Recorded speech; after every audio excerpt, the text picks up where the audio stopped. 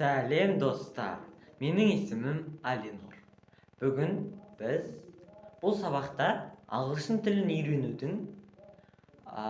үйрену жайлы және де нақты жоспар құрулар жайлы айтатын боламыз. Енді біз ағылшын үйрену үшін ағылшын деңгейлеріне тоқтала кетсек, бізде бірінші деңгей қарапайым деңгей және базалық деңгей болып саналады, ол beginner деңгейі. Ал екінші деңгейлер олар жоғарылайды осы сіздің біліктеріңіздің арқасында. Орта деңгей, ортадан жоғары деңгей саналады. Енді қарапайым деңгей, яғни beginner деңгейіне тоқталып кетсек, ол бізде beginner деңгейін меңгеру үшін біз нақты жоспарлар құруымыз керек. Мысалы, мәтіннен 1,5 мың сөз жаттау, 1500 сөз жаттау, яғни. Мысалы, контекст бар емес па? Кітаптардан, сол жерден біз сөзді жазу арқылы және сөздікке жазу арқылы біз жаттай аламыз. Екінші кеңесім, beginner деңгейін меңгеру үшін экстра сериалын көру. Мен көргенмін, ол қызықты және де түсіндіретін болады деңгейлерін. Оны тағы да келесі сабақтарда мен айтатын боламын.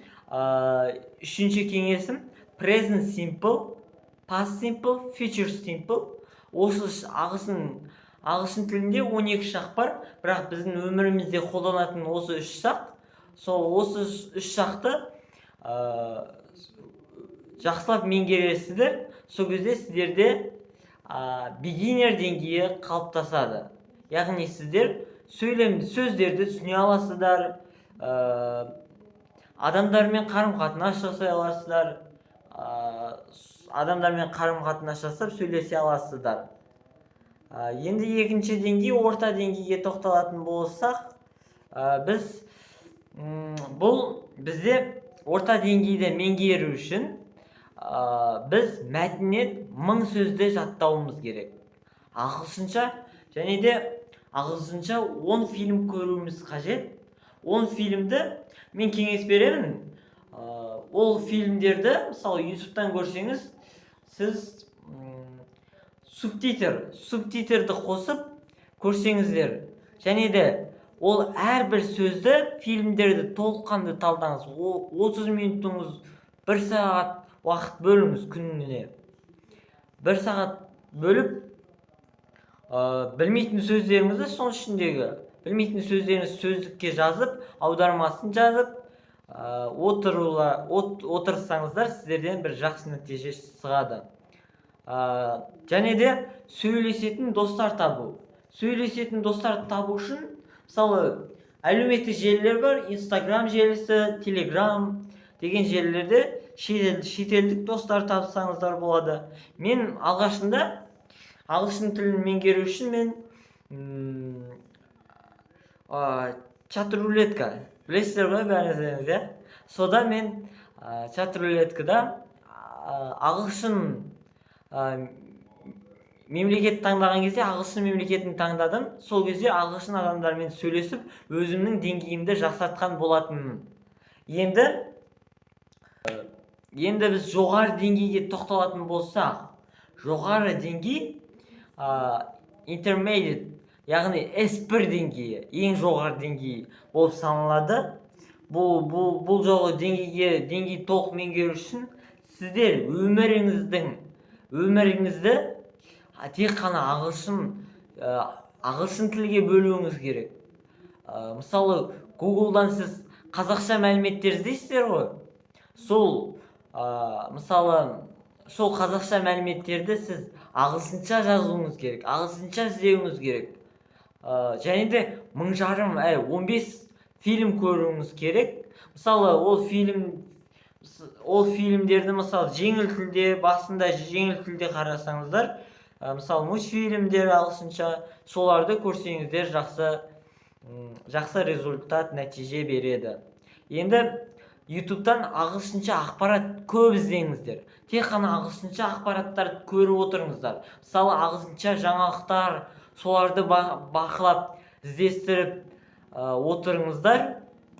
Енді менің кеңесім, мен ағылшын тілін меңгеріп жатқан кезде мен осы 3 қосымшаны пайдаландым. Осы қосымшалар менің ағылшын тілін меңгеруіме өте септігін тигізді деп айта аламын. Мысалы, бірінші приложение Duolingo. Duolingo ол бізде жақсы практика, яғни практикалар береді. Мысалы, сіз ол жерде көптеген сөздерді